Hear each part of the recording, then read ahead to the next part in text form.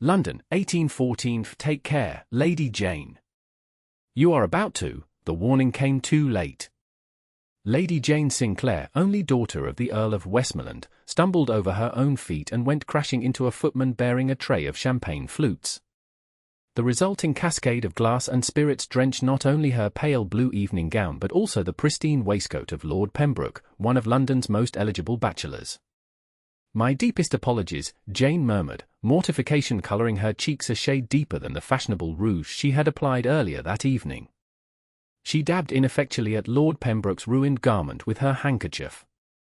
"Think nothing of it, my lady," replied the gentleman with a tight smile that did not reach his eyes. "Though perhaps you might consider refraining from dancing at the next assembly."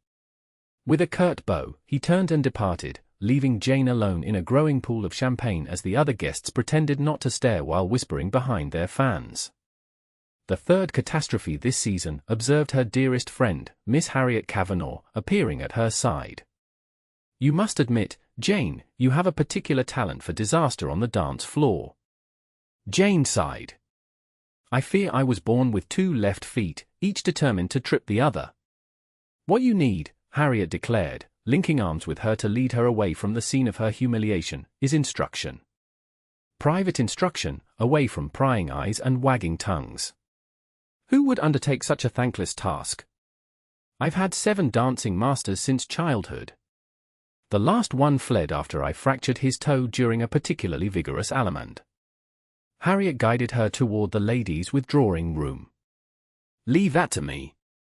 Prince Maxwell Kent was not, in fact, a prince at all, but the second son of the Duke of Harlington. His given name was merely Maxwell, but his golden curls and aristocratic bearing had earned him the nickname among the ton before he'd reached his 15th year. Now, at 28, he had refined the art of charming ballrooms and breaking hearts in equal measure. "Kent, you cannot continue this way," insisted his closest friend, Lord Thomas Wilson, as they rode through Hyde Park the following morning. "Your father has made it quite clear, either you choose a bride this season, or he chooses for you." Maxwell adjusted his riding gloves with practiced nonchalance. "My father has made such threats before. This time he's serious.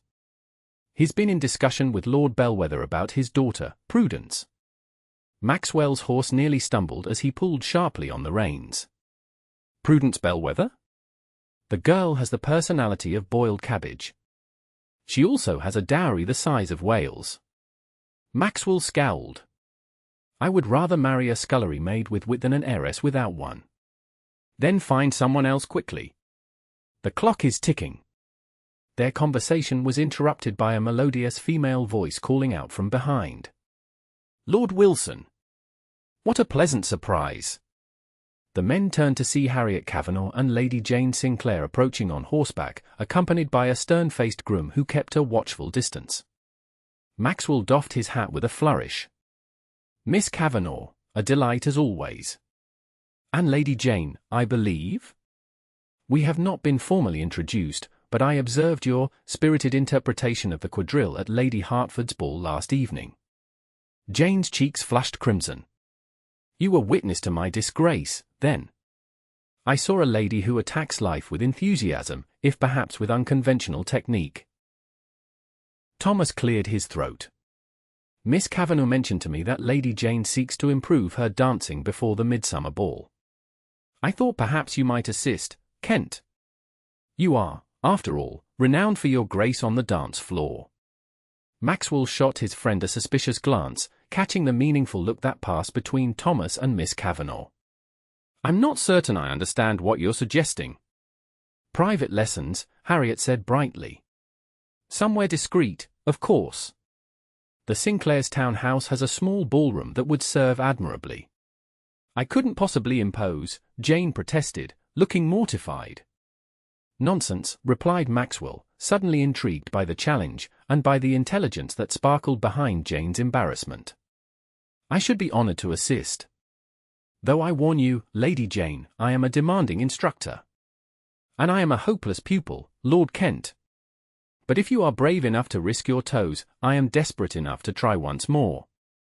The spark in her green eyes as she spoke kindled something unexpected in Maxwell's chest, a feeling that went beyond mere curiosity. "Then it's settled," announced Harriet. "Shall we say tomorrow at 2 o'clock? ******. Jane paced the length of the Sinclair family's modest ballroom, her fingers twisting anxiously. The clock had just struck 2, and Lord Kent would arrive at any moment.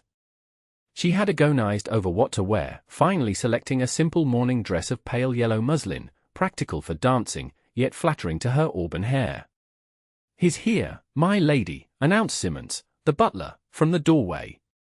Jane smoothed her skirts and stood a bit straighter. "Show him in, please." Maxwell Kent strode into the room with the easy confidence of a man who had never questioned his place in the world. Dressed impeccably in a bottle green coat that emphasized the breadth of his shoulders, he bowed with perfect form. "Lady Jane, I trust one find you well." "Perfectly well, though admittedly nervous," she replied honestly. "I should warn you again that I have been deemed incurable by dancing masters across 3 counties. A smile played at the corners of his mouth. "Then they were inadequate teachers. Dancing is not merely a series of steps to be memorized, but a conversation between partners. Let us begin with the basics." "May I?" He extended his hand. Jane hesitated before placing her fingers in his. The warmth of his touch sent an unexpected shiver up her arm. "First, we shall work on your posture," he instructed, guiding her to stand before a long mirror at one end of the room. Standing behind her, he placed his hands lightly on her shoulders. "Back straight, but not rigid. Your chin slightly lifted, yes, just so." The proximity was unsettling. Jane could detect the faint scent of sandalwood from his shaving soap and feel the warmth radiating from his body. "Now, your arms," he continued, guiding her left hand to rest upon his right. "A lady's touch should be like a butterfly alighting on a flower, present, but not heavy." "I fear I am more ox than butterfly, my lord." He laughed, the sound rich and genuine. "You underestimate yourself, Lady Jane." Now, the basic step of the waltz. 1 2 3, 1 2 3. An hour later, Jane had managed not to trample his feet more than twice, which she considered a triumph. Maxwell seemed neither discouraged nor impatient, correcting her gently when she faltered. "You improve by the minute," he observed as they completed a full circuit of the room without mishap. "The key is confidence. You think too much about your feet instead of feeling the music." "There is no music," she pointed out. "Then we must remedy that immediately." He crossed to the pianoforte in the corner and sat, fingers poised above the keys. "You play?" she asked, surprised. "Tolerably well." "My mother insisted." He began a simple waltz melody, looking up at her expectantly. "Dance. Alone. Close your eyes. Imagine I am leading you. Feel the rhythm, Lady Jane." Feeling foolish but determined, Jane closed her eyes and attempted to follow the music, counting softly under her breath. Without his steady hand to guide her, she quickly lost her balance and stumbled. Maxwell stopped playing. "Perhaps we need another approach. Tell me, what do you enjoy? What activity makes you forget yourself entirely?" Jane considered. "Reading. When I lose myself in a good book, hours pass like minutes. And riding, I would wager, from your seat yesterday in the park." She nodded. "Yes, I love to ride. My father says I was on a pony before I could walk properly." "Interesting." Maxwell rose from the pianoforte. "Yet you can ride with excellence but not dance with competence. The difference, I suspect, is that when riding, you trust your mount and your instincts. When dancing, you trust neither your partner nor yourself." His insight startled her. "I never considered it that way. For our next lesson, wear your riding boots." "I beg your pardon." "Trust me, Lady Jane." He bowed over her hand, his lips barely grazing her knuckles. "Until Thursday." After he departed, Jane stood motionless in the center of the ballroom, her hand still tingling from his touch, wondering what on earth she had gotten herself into. Riding boots? In your ballroom. Harriet's eyebrows nearly disappeared into her hairline when Jane recounted the lesson over tea the following day. The man is either a genius or utterly mad. Perhaps both, Jane replied, stirring her tea absently. But there was something in his approach that made sense. He seems to understand my difficulties in a way no one else has bothered to try. And is he as handsome up close as he appears from across a ballroom? Harriet asked with a mischievous smile. Jane felt her cheeks warm. His appearance is irrelevant to his skills as an instructor. That's not a denial, Harriet observed. Be careful, my dear. The prince is notorious for his flirtations. They say he's never serious about any woman for longer than a fortnight. You needn't worry. I'm hardly the type to catch his eye romantically. This arrangement is purely practical. If you say so. Harriet's tone suggested she believed otherwise. Just remember that the season is progressing, and you've already declined 2 respectable offers of marriage. Your father's patience won't last forever. Neither suitor cared a fig for me, Jane pointed out. Mr. Pendleton wanted access to my father's political connections, and Sir William merely sought a mother for his 5 children. Most marriages begin with practical considerations. Affection often follows. Perhaps I'm foolish, but I've always hoped for more than mere affection. Harriet patted her hand sympathetically. Then I hope you find it. But do be careful with Lord Kent. His charm is legendary, but his intentions are seldom honourable. Thursday arrived with unseasonable rain that drummed against the windows of the Sinclair townhouse. Jane paced the ballroom in her riding boots as instructed, feeling ridiculous. At precisely 2 o'clock, Maxwell was announced, appearing in the doorway with rain-dampened hair and a smile that made her stomach perform a peculiar flip. You followed my instructions, he observed with approval, nodding at her footwear. Though I cannot imagine why. These will surely scratch the floor. The floor will survive. He removed his coat, draping it over a chair. Today, we focus not on steps but on connection, the essence of partnership in dance. From his waistcoat pocket, he withdrew a length of red ribbon. Your hand, if you please. Curious, Jane extended her right hand. With deft movements, he tied one end of the ribbon around her wrist, then secured the other end to his own. What is this for? She asked. A visual reminder of the connection between partners. When we move together correctly, the ribbon stays taut but not strained. When we lose our connection. He deliberately stepped too far away, causing the ribbon to go slack. The dance falls apart. He moved to stand beside her. Now, imagine you're riding. Your mount responds to subtle cues, pressure from your legs, the lightest touch on the reins. Dancing requires the same sensitivity, the same wordless communication. He positioned her hand on his shoulder, then placed his hand at her waist. Feel my intention through my touch. When I press gently here, his fingers applied the slightest pressure to her waist. I am indicating a turn to the right. Jane nodded, understanding beginning to dawn. Your riding boots will help you feel grounded, connected to the floor just as you would feel secure in your stirrups. Now, close your eyes. She complied, suddenly aware of every point of contact between them, his hand at her waist, hers on his shoulder, their joined hands extended with the ribbon binding them together. Don't try to memorize the pattern, he instructed, his voice low near her ear. Just respond to my guidance.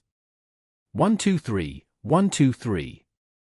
They began to move, slowly at first. Jane kept her eyes closed, focusing on the pressure of his hand, the subtle shifts in his posture that telegraphed his intentions. When she started to overthink, she stumbled slightly. You're riding through a meadow, Maxwell murmured. The sun is warm on your face. You and your horse move as one. The image helped. Jane relaxed into the movement, and suddenly they were gliding across the floor with surprising ease. She opened her eyes in astonishment. I'm dancing. Indeed you are, Lady Jane. His blue eyes crinkled with genuine pleasure at her success. You've had the ability all along. You merely needed to trust yourself and your partner. They continued for another hour, Maxwell gradually introducing more complex figures, always returning to the imagery of riding when Jane began to falter. By the time the mantel clock chimed 3, she had mastered the basic waltz and was beginning to understand the country dance that had been her downfall at Lady Hertford's ball. "You are a marvel, Lord Kent," she said earnestly as he untied the ribbon from their wrists. "No one has ever explained dancing in a way that made sense to me before." "The marvel is yours, Lady Jane. You needed only to approach dancing differently." He carefully wound the ribbon and returned it to his pocket. "Keep wearing your riding boots for our next few lessons. Once your body understands the movement, we'll transition back to dancing slippers." As he gathered his coat to leave, Jane found herself reluctant to see him go. "Would you care for tea before you depart? The rain shows no sign of abating." Maxwell hesitated, seeming to weigh the propriety of accepting. "I would be delighted, thank you." In the drawing room, as the maid served tea, Jane observed him surreptitiously. Despite his reputation as a flirt, he had been nothing but respectful during their lessons, maintaining a proper distance except when the dance required closer proximity. "May I ask why you agreed to help me?" she inquired as she passed him a cup. "Surely you have more entertaining ways to spend your afternoons than teaching a hopeless case like myself." He considered the question, stirring a lump of sugar into his tea. "Perhaps I enjoy a challenge. Or perhaps I recognized in you something familiar, the frustration of being misunderstood." "You? Misunderstood? I should think the ton understands you perfectly well. The charming prince, beloved by all." A shadow crossed his features. "Nicknames can be as much a prison as a compliment, Lady Jane. People see what they expect to see." "And what do they fail to see in you?" she asked quietly. He met her gaze, something vulnerable flickering in his eyes before he concealed it behind a practiced smile. "That I am a terrible poet but an excellent chess player. That I prefer the company of my father's hounds to most of the gentlemen at White's. That I find most balls tediously predictable, despite my reputation as an enthusiastic participant." "Why attend them, then?" "The same reason most of us do, obligation. My father insists." He set down his cup with a sigh. "Speaking of obligation, I fear I must take my leave. I'm expected at my brother's for dinner." As he rose to go, Jane impulsively asked, "Do you play chess often, my lord?" "Not as often as I would like. Few of my acquaintances provide a worthy challenge. My father taught me as a child. I'm considered quite formidable, in fact." Maxwell's expression brightened with genuine interest. "Perhaps we might test your skills after our next lesson." "I should like that very much." At the door, he paused, rain still falling steadily outside. "Lady Jane, might I be so bold as to suggest an additional lesson this week? The Countess of Westbury's ball is a fortnight away, and it would be beneficial for you to practice in dancing slippers before then." "That would be most helpful," Jane agreed, trying to ignore the flutter of anticipation in her chest. "Saturday?" "Saturday it is." He bowed over her hand. "Until then, Lady Jane." As she watched his carriage pull away, Jane realized with dismay that she was in danger of developing a tendre for her dancing instructor, a man known throughout London for his charm but not his constancy. By the following Wednesday, Jane had progressed from barely competent to surprisingly graceful under Maxwell's patient tutelage. They had abandoned the riding boots after the third lesson, and Jane found that the confidence she had gained translated well to dancing slippers. They had also established a ritual of chess after each lesson, matches that frequently ended in stalemate and always in spirited discussion. Jane discovered that beneath Maxwell's polished exterior lay a quick mind and unexpected depths. "Checkmate," she announced triumphantly, moving her queen to trap his king. Maxwell surveyed the board with a mixture of chagrin and admiration. "Well played, Lady Jane. You are indeed as formidable as you claimed. You very nearly had me with that clever maneuver with your knight." "Nearly is not sufficient in chess or in life," he replied, resetting the pieces. "Another match." Before she could answer, the drawing-room door opened to admit Jane's father, the Earl of Westmoreland, returning early from his club. "Jane, my dear, oh. I did not realize you had a visitor." The Earl's eyebrows rose as he took in the scene, his daughter and Lord Kent alone in the drawing-room, a chessboard between them. Jane hastened to make introductions. "Father, may I present Lord Maxwell Kent?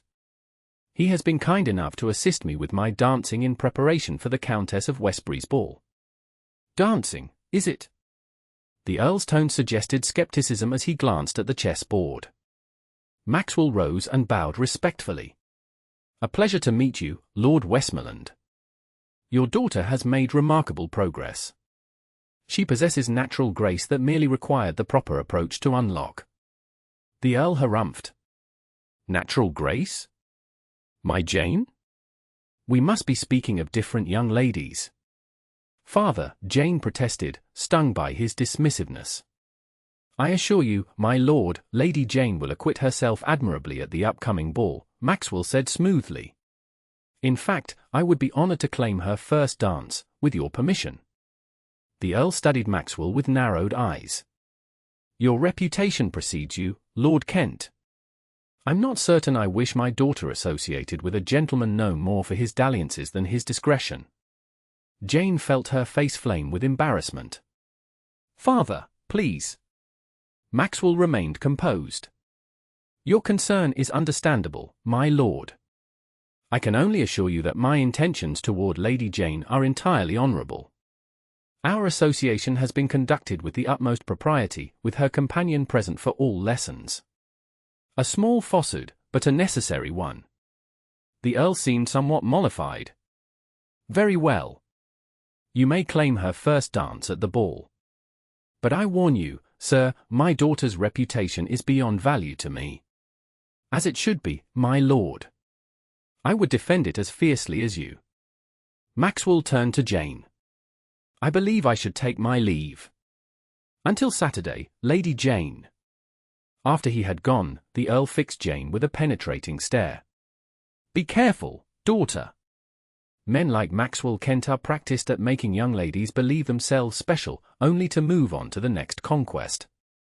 It's merely dancing lessons, father. The way he looks at you suggests otherwise." The Earl sighed heavily. "You have already refused 2 acceptable offers this season. Your mother would have wished to see you settled with a reliable, steady gentleman." Jane felt the familiar pang at the mention of her mother, who had died when she was just 14. "I believe she would have wished for my happiness above all. Just promise me you will be cautious. The heart is easily deceived when pride is flattered." The night of the Countess of Westbury's ball arrived with clear skies and unseasonably warm temperatures. Jane stood before her mirror, unusually satisfied with her appearance. Her gown of deep emerald silk complemented her auburn hair, which her maid had arranged in an elegant style adorned with small pearl pins. "You look beautiful, my lady," Harriet said, adjusting the sheer overlay on Jane's skirt. "Lord Kent will be enchanted." "This isn't about Lord Kent," Jane protested, though her pulse quickened at the mention of his name. "It's about proving to myself and others that I need not fear the dance floor." "Of course," Harriet replied with a knowing smile. "Though I must say, your dancing master has been uncommonly devoted to your progress. 3 lessons a week for nearly a fortnight? Most unusual." Jane busied herself with her gloves. "He is simply thorough in all his endeavors." "Indeed? And does he play chess with all his dancing pupils?" "Harriet, please. You make too much of a simple friendship." "If you say so." Harriet handed Jane her fan. "Though I should mention that I overheard Lord Wilson telling my brother that Lord Kent has turned down no fewer than 3 invitations to exclusive card parties in order to keep his appointments with you." This information sent a treacherous thrill through Jane, which she immediately tried to suppress. "His dedication to my improvement is commendable, nothing more." But as their carriage rolled toward the Westbury mansion, Jane could not deny the anticipation building within her, not merely to demonstrate her new skills, but to see Maxwell again. The ballroom was already crowded when they arrived, chandeliers blazing with hundreds of candles, the orchestra tuning their instruments on a raised platform. Jane scanned the room anxiously but saw no sign of Maxwell. "He'll be here," Harriet murmured, correctly interpreting her search. "Look, there's Lord Wilson. Perhaps he knows where his friend might be." Before they could approach him, however, the Countess of Westbury descended upon them, resplendent in purple silk and an excessive quantity of diamonds. "Lady Jane. Miss Kavanagh. How delightful to see you both. Lady Jane, I understand you've been taking dancing lessons. How commendable to address one's shortcomings so directly." Jane forced a smile, recognizing the barb beneath the sugary tone. "Indeed, Countess. I believe self-improvement to be a virtue. And with Lord Kent as your instructor. How fortunate. Though I must tell you, my dear, that he was seen just yesterday afternoon in Hyde Park, driving Miss Prudence Bellwether in his curricle. Such a handsome couple they made." The Countess drifted away, leaving Jane feeling as though she'd been doused with cold water. Of course. Maxwell was merely fulfilling an obligation to a friend's request. Any apparent interest in her had been merely politeness. "Pay her no mind," Harriet whispered. "The woman delights in spreading discomfort." "It matters not," Jane replied, striving for nonchalance. "Lord Kent's personal affairs are none of my concern. I engaged him as a dancing instructor, not a suitor." The orchestra began the opening strains of a quadrille, and couples moved toward the dance floor. Jane remained near the wall, trying to ignore the hollow feeling in her chest. "Lady Jane." She turned to find Maxwell standing before her, devastatingly handsome in formal black and white, his golden hair gleaming in the candlelight.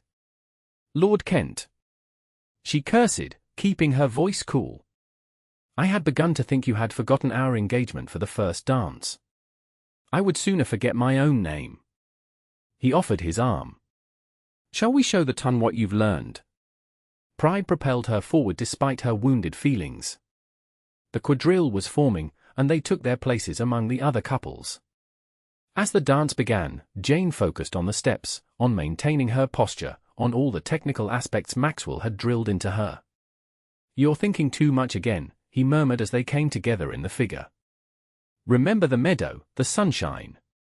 Trust yourself, and me." Their eyes met, and something in his gaze made her breath catch.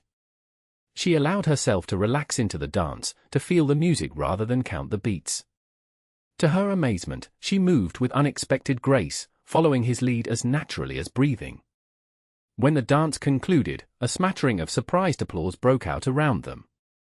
Jane realized that several onlookers had been watching her with undisguised curiosity, clearly expecting another disaster.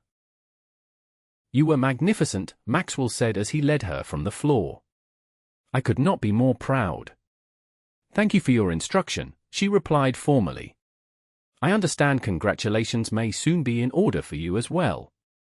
His brow furrowed. "I don't take your meaning." "The Countess mentioned your outing with Miss Bellwether. She seemed to think an announcement might be imminent." Understanding dawned in his eyes, followed by something that looked remarkably like anger. The Countess should mind her own affairs. Miss Bellwether's carriage broke down in the park. "I merely offered assistance as any gentleman would. You need not explain yourself to me, my lord." Jane kept her tone light with effort. "Our association was for dancing lessons only, which have now concluded successfully. I release you from any further obligation." Maxwell's jaw tightened. "Is that what you believe this was? An obligation?" Before she could respond, they were interrupted by the arrival of Lord Pembroke, the same gentleman whose waistcoat Jane had ruined at Lady Hertford's ball. "Lady Jane, might I claim the next dance? I believe it's a waltz." Jane hesitated, but Maxwell answered for her. "I fear Lady Jane's card is full for the evening." "Is it indeed?" Lord Pembroke looked skeptical. Perhaps the lady might speak for herself. Jane found herself caught between irritation at Maxwell's presumption and reluctance to dance with Lord Pembroke. "I would be pleased to dance with you, sir," she heard herself say, partly out of politeness and partly to see Maxwell's reaction. The flash of hurt in his eyes was quickly masked by a cool smile. "Enjoy your evening, then, Lady Jane." With a stiff bow, he turned and walked away. The waltz with Lord Pembroke proved that Jane's newfound skills were not dependent on Maxwell's partnership. She danced competently, if without the same effortless joy she had experienced in the quadrille. Throughout the dance, she was acutely aware of Maxwell across the room, engaged in conversation with a circle that included Prudence Bellwether and her imposing father. "You dance much better than at our last encounter," Lord Pembroke observed. "Though I must say, you appear distracted." "Forgive me," Jane murmured. "I find myself a bit overwarm." As soon as the dance concluded, she excused herself and sought refuge on the terrace. The night air was refreshingly cool against her flushed skin. She closed her eyes, trying to compose herself. "You left rather abruptly." Jane's eyes flew open to find Maxwell standing a few feet away, his expression unreadable in the dim light.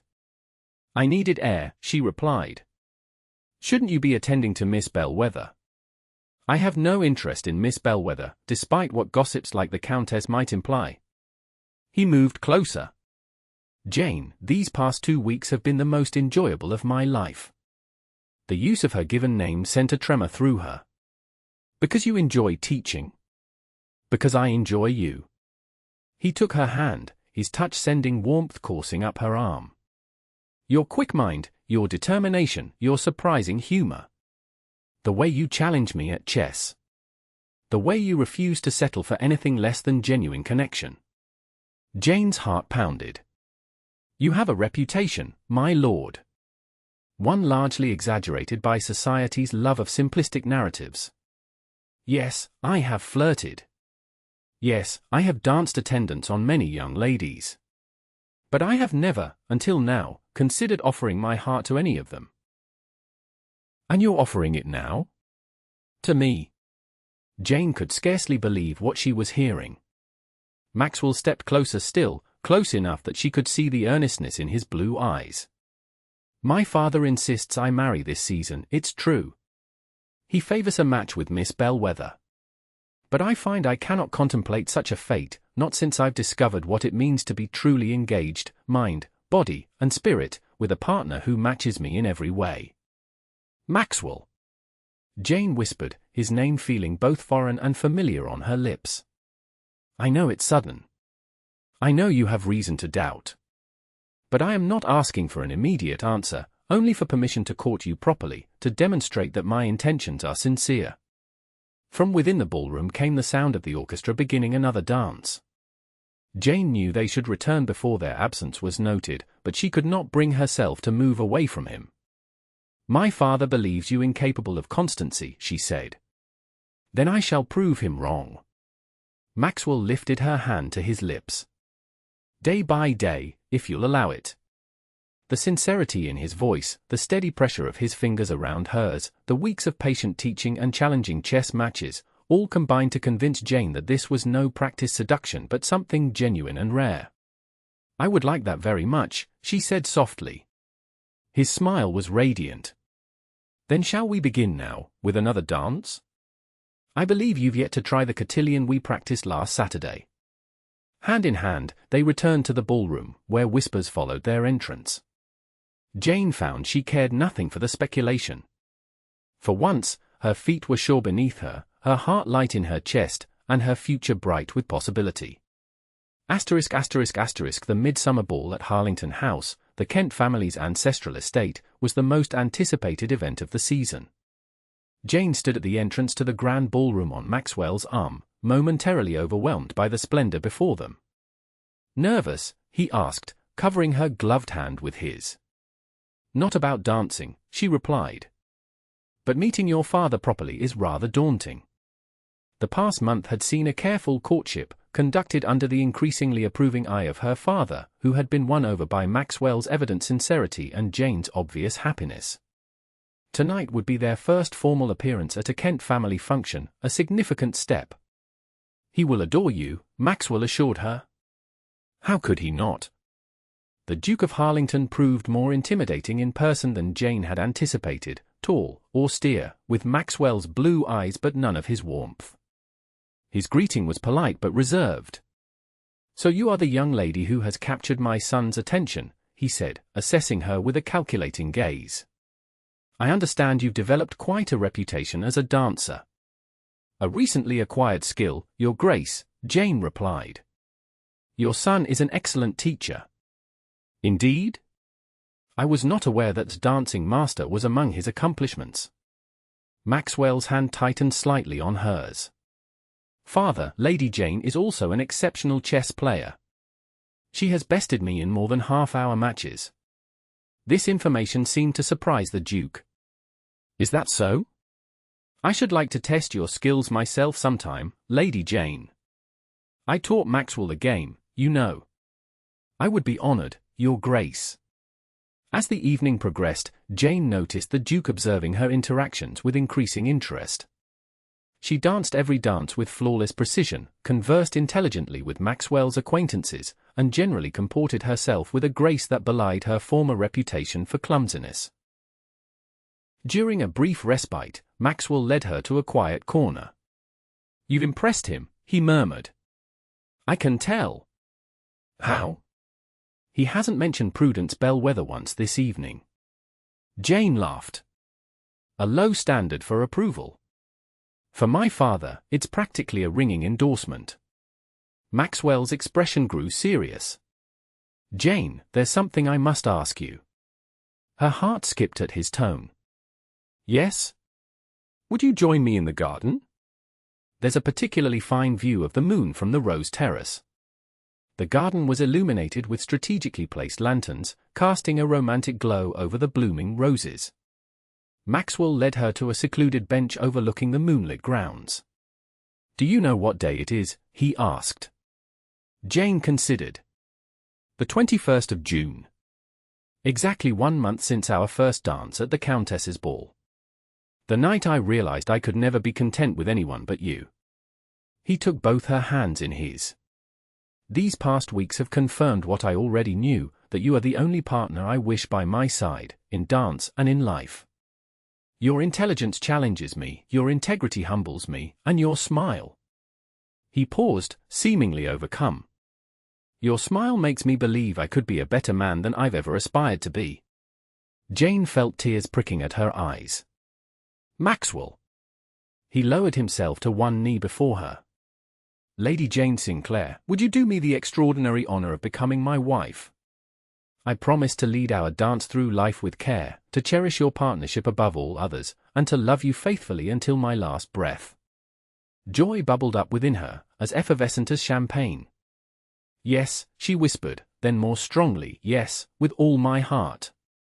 Maxwell slipped a ring onto her finger, a perfect sapphire surrounded by diamonds that caught the moonlight. Then he rose and drew her into his arms, their lips meeting in a kiss that spoke of promises and possibilities. When they finally drew apart, Jane laughed softly. "Who would have thought that my inability to dance would lead to this?" "I believe," Maxwell replied, tucking her hand into the crook of his arm as they walked back toward the house, "that it was not your inability to dance, but rather your willingness to try again, that led us here. Some things are worth the risk of falling." "Especially," Jane added, looking up at the man who had taught her far more than mere steps, "when the right partner is there to catch you."